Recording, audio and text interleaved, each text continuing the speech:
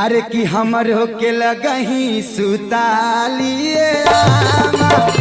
बेटा राउर पीटे रोजा करे ले डरामा हमरो के लगही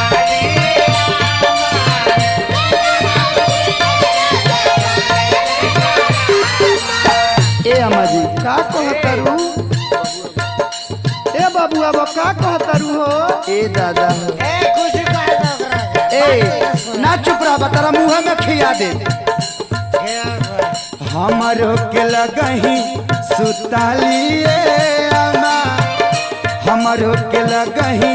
सुतालिए